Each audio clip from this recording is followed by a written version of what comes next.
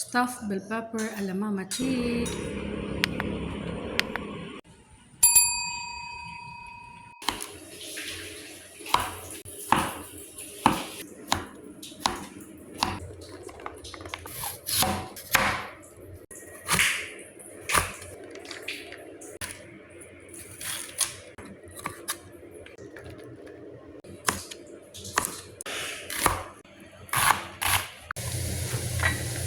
Garlic,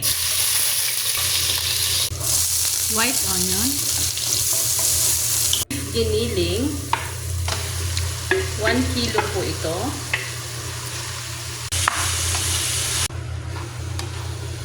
Lalagay ko na yung isang pirasong carrots,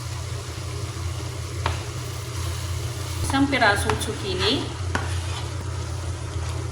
paminta, paprika powder, Seasoning granules. ilalagay ko na ang bell pepper, isang pirasong green bell pepper, holy basil, konting patis.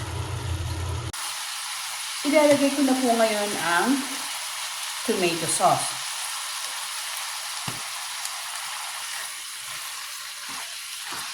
Dahil okay na siya, ilalagay ko na yung ating kanin.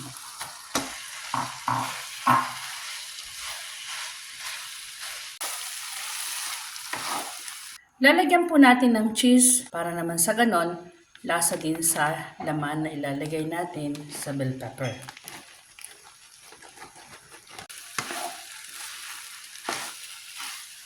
Meron akong 5 bell pepper, merong dilaw, merong pula, at merong berde. Slice po natin yung top. Yan. At aalisin natin yung kanyang buto.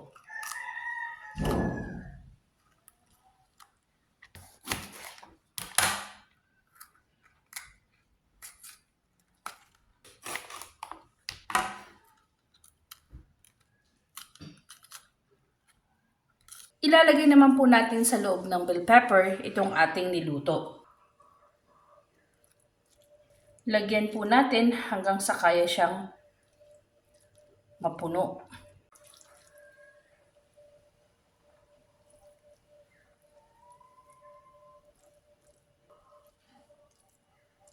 At dahil ready na po siya, lalagyan na lang natin ng cheese or toppings. Arla cheese.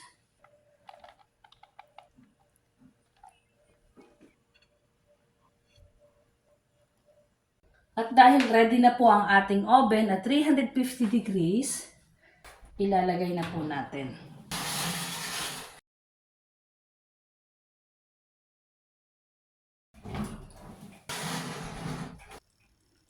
Kain po tayo.